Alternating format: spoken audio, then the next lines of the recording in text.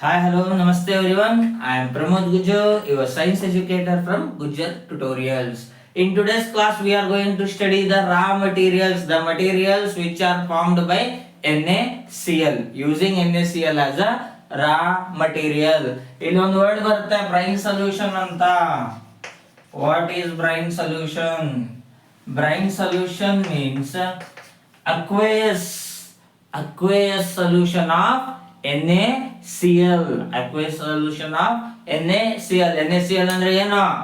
Sodium chloride. Other name for sodium chloride is common salt. Yes. ಆ common salt ಇಂತ್ರ ನಾವು raw material ಆಗಿ use ಮಾಡಿಕೊಂಡು ಕೆಲವೊಂದಿಷ್ಟು materials ನ ಪ್ರಿಪರೇಷನ್ ಮಾಡ್ತೀವಿ. ಅವು ಯಾವ್ಯಾವು ಅಂತ ಇವಾಗ ಕಲಿಯೋಣಂತೆ. When electricity is passed through aqueous solution of NaCl. When electricity is passed through NaCl, it gives aqueous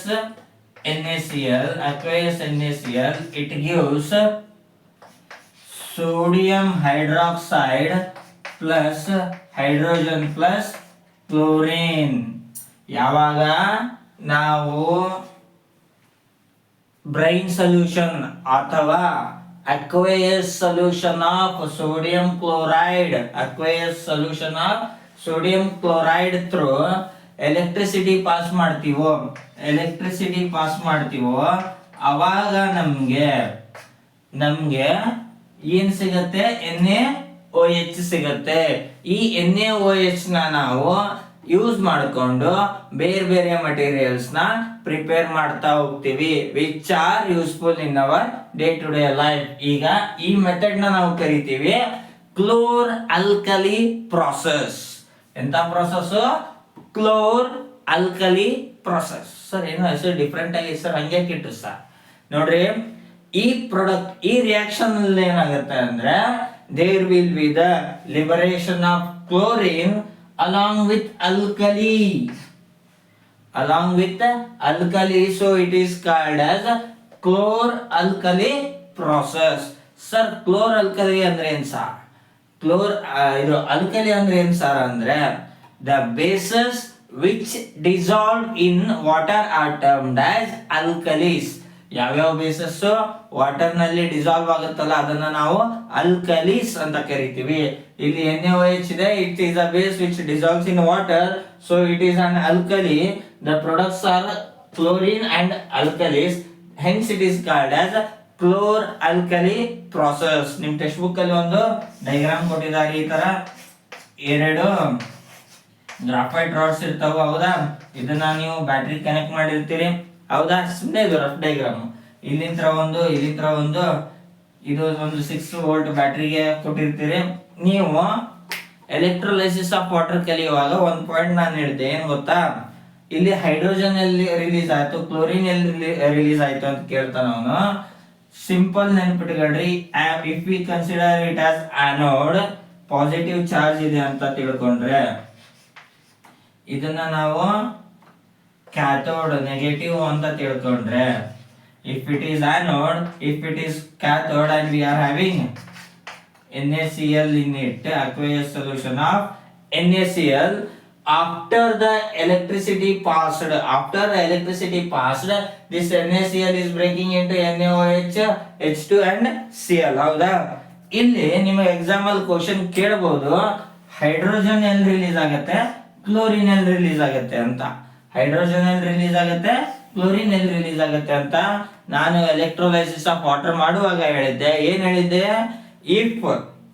if there is anode, ಅಲ್ಲಿಂದ ನೆಗೆಟಿವ್ ರಿಲೀಸ್ ಆಗುತ್ತೆ. ನೆಗೆಟಿವ್ ಇರೋದು ಆನೋಡ್ ಹತ್ರ ಹೋಗುತ್ತೆ, ಪಾಸಿಟಿವ್ ಇರೋದು ಕ್ಯಾಥೋಡ್ ಹತ್ರ ಹೋಗುತ್ತೆ. ಆನೋಡ್ ಪಾಸಿಟಿವ್, ನಿಮಗೆ ಗೊತ್ತು, unlike charges attract each other, right charges repel each other. ಇಲ್ಲಿ ನಿಮಗೆ ಗೊತ್ತು, hydrogen positive, chlorine negative. So hydrogen ಏನ್ ಮಾಡುತ್ತೆ, ಕ್ಯಾಥೋಡ್ ಇಂತ್ರ ರಿಲೀಸ್ ಆಗುತ್ತೆ, ಕ್ಲೋರಿನ್ ಆನೋಡ್ ಇಂತ್ರ ರಿಲೀಸ್ ಆಗುತ್ತೆ. ಕೇಳಬಹುದು ಎಕ್ಸಾಮ್ ಅಲ್ಲಿ ಏನ್ ಕೇಳಬಹುದು? ಎಕ್ಸ್ಪ್ಲೇನ್ ಕ್ಲೋರ್ ಆಲ್ಕಲಿ ಪ್ರೊಸೆಸ್ ಅಂತ ಕೇಳಬಹುದು. ಏನಿಲ್ಲ, ನೀಟಾಗಿ ಹೇಳ್ರಿ, when electricity is passed through the aqueous solution of NaCl, there will be the formation of alkali and chlorine. NaOH is a base which is dissolving in water, hence it is termed as alkali, and chlorine is liberated. In that, within the anode, from anode chlorine is liberated, and from cathode hydrogen is released. ಮತ್ತೆ ಇಷ್ಟೇ ಅಲ್ಲ, ಇದ್ರಲ್ಲಿ ಮತ್ತೆ ಕೇಳ್ತಾನೆ ಅವನು ಏನು ಅಂದ್ರೆ, ಇಲ್ಲಿ NaOH ಫಾರ್ಮೇಶನ್ ಆಗಿರುತ್ತಲ್ಲ, ಯೂಸಸ್ ಕೇಳ್ತಾರೆ. NaOH ಯೂಸ್ ಏನೋ, ಕ್ಲೋರಿನ್ ಯೂಸ್ ಏನೋ, ಹೈಡ್ರೋಜನ್ ಯೂಸ್ ಏನೋ ಅಂತ. ಬಹಳ ಇಂಪಾರ್ಟೆಂಟ್ ಪಾರ್ಟ್ ಕರೆಕ್ಟ್ ಆಗಿ ಓದ್ಕೊಳ್ರಿ. ಎಕ್ಸಾಮ್ ಅಲ್ಲಿ 3 ಮಾರ್ಕ್ಸ್ ಕ್ವಶನ್ ಬಂದ್ರು ಬರ್ಬೋದು. Explain chlor alkali process, explain the uses of hydrogen, explain the use of chlorine, or explain the use of NaOH ಅಂತ ಕೇಳಬಹುದು. ಇಲ್ಲ 1 ಮಾರ್ಕ್ ಕ್ವಶನ್ ಗೆ from where hydrogen is released, where chlorine is released ಅಂತ ಕೇಳಬಹುದು. or else the gas liberated from anode in chlor-alkali process ಅಂತ fill in the blanks question ಕೂಡ ಕೇಳಬಹುದು. ಯಾವ ತರ ಕೇಳಿ ನಿಮಗೆ ಆನ್ಸರ್ ಗೊತ್ತಿರಬೇಕು. Be prepared for the answers. ನೀವು ಪ್ರಿಪರೇಷನ್ ಆಗ್ಬೇಕು ಯಾವಾಗ ಎಕ್ಸಾಮ್ ಅಲ್ಲಿ. Prepare for the worst case ready ಇರ್ಬೇಕು ನಾವು ಯಾವಾಗ. ಯಾಕಂದ್ರೆ ನಾವು ವರ್ಸ್ಟ್ ಕೇಸ್ಗೆ ಪ್ರಿಪೇರ್ ಇದ್ಬಿಟ್ಟಿವಿ ಅಂದ್ರೆ ಆಗೋದೆಲ್ಲ ನಮ್ಗೆ ಈಸಿನೇ ಆಗ್ಬಿಡುತ್ತೆ. Next bleaching powder.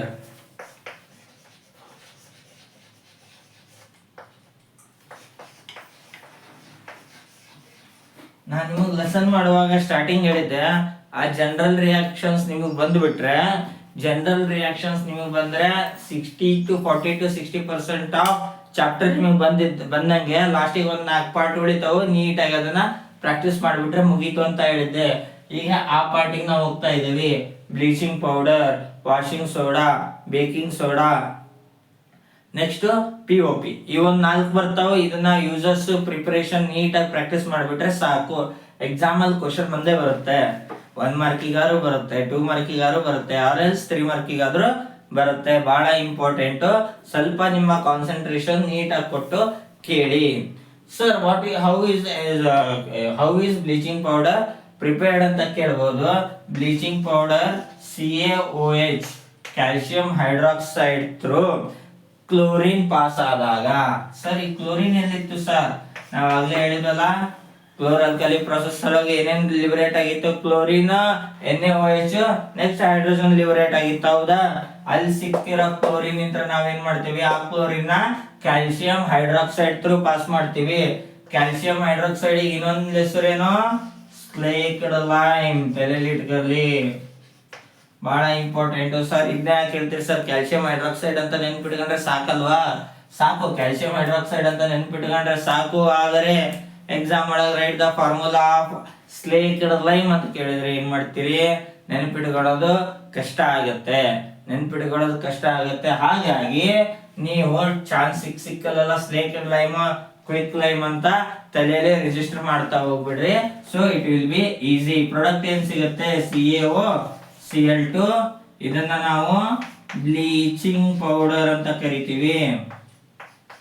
ಎಂತ ಪೌಡರ್? Bleaching powder. ಇದ್ರ ಜೊತೆಗೆ ಮತ್ತೇನ್ ಲಿಬರೇಟ್ ಆಗುತ್ತೆ? ಇದ್ರ ಜೊತೆಗೆ water. Simple, very very very simple reaction. ನೋಡ್ರಿ, CaCl2 ಐತಾ? ಈ CaCl2 ನಡುವೆ ಒಂದು ಹೋಗುತ್ತೆ, 2 H1 ಆಚೆ ಹೋಗುತ್ತೆ. ಸಿಂಪಲ್. ಇದೇ ತರ ನೆನ್ಪಿಟ್ಕೊಳ್ರಿ. ಇದೇನೋ ಪ್ರಿಪರೇಷನ್ ಆಫ್ ಬ್ಲೀಚಿಂಗ್ ಪೌಡರ್ ಆಯ್ತು. Then uses of bleaching powder. Sir bleaching ಅಂದ್ರೇನು? ಕ್ಲೀನಿಂಗ್. ಹೌದಾ? ಇದು ತಲೆಯಲ್ಲಿ ಇರುತ್ತಾ? Bleaching powder is used in paper industries ಅಂತ ಹೇಳ್ತೇವೆ ನಾವು. ಪೇಪರ್ ಇಂಡಸ್ಟ್ರಿ, ಪೇಪರ್ ಪಲ್ಪ್ ಇರುತ್ತಲ್ಲ, ಬ್ರೌನ್ ಕಲರ್ ಇರುತ್ತೆ. ಆ ಬ್ರೌನ್ ಕಲರ್ ಇದ್ರೆ ನಮ್ ಪೇಪರ್ ವೈಟ್ ಆಗ್ಬೇಕಲ್ಲ. ಕನ್ನಡದಲ್ಲಿ ಇದನ್ನ ಚಲುವೆ ಪುಡಿ ಅಂತ ಕರೀತಾರೆ. ಅಂದ್ರೆ ಚಂದ ಕಾಣೋ ತರ ಮಾಡುತ್ತೆ ಅಂತೇಳಿ. ಆ ಪೇಪರ್ ಪಲ್ಪ್ ಇರುತ್ತಲ್ಲ, ವುಡನ್ ಪಲ್ಪ್, ಬ್ರೌನ್ ಕಲರ್ ಇದ್ದು ವೈಟ್ ಕಲರ್ ಆಗ್ಬೇಕಂದ್ರೆ ಅದನ್ನ ಕಂಟಿನ್ಯೂಸ್ ಆಗಿ ಬ್ಲೀಚ್ ಮಾಡ್ತಾ ಇರ್ಬೇಕು. ಬ್ಲೀಚ್ ಅಂದ್ರೆ ತೊಳೆದು ಅದನ್ನ ವೈಟ್ ಕಲರ್ ಮಾಡ್ತೀವಿ. ನೆಕ್ಸ್ಟ್ ಇನ್ನೊಂದು ಟೆಕ್ಸ್ಟೈಲ್ ಇಂಡಸ್ಟ್ರಿ ಬರುತ್ತೆ. ಟೆಕ್ಸ್ಟೈಲ್ ಇಂಡಸ್ಟ್ರಿ ಕೂಡ ಅದನ್ನ ಯೂಸ್ ಮಾಡ್ತೀವಿ. ಬ್ಲೀಚ್ ಅಂದ್ರೆ ಒಂದು ತಲೆಯಲ್ಲಿ ಇಟ್ಕೊಳ್ರಿ, ಕ್ಲೀನಿಂಗ್ ಎಲ್ಲೆಲ್ಲಿ ಮಾಡ್ತೀವಿ ನಾವು ಬ್ಲೀಚಿಂಗ್ ಪೌಡರ್ ಯೂಸ್ ಮಾಡ್ತೀವಿ. ಇಷ್ಟ ನೆನ್ಪಿಟ್ಕೊಂಡ್ರೆ ಸಾಕು. ಸ್ಟೇನ್ ಆಗಿರ್ಲಿ, ಕಲರ್ ಆಗಿರ್ಲಿ ಹೋಗ್ಸಕ್ಕೆ ಬ್ಲೀಚಿಂಗ್ ಪೌಡರ್ ಯೂಸ್ ಮಾಡ್ತೇವೆ. Remaining concept we are going to study in the next class. Until then, bye by.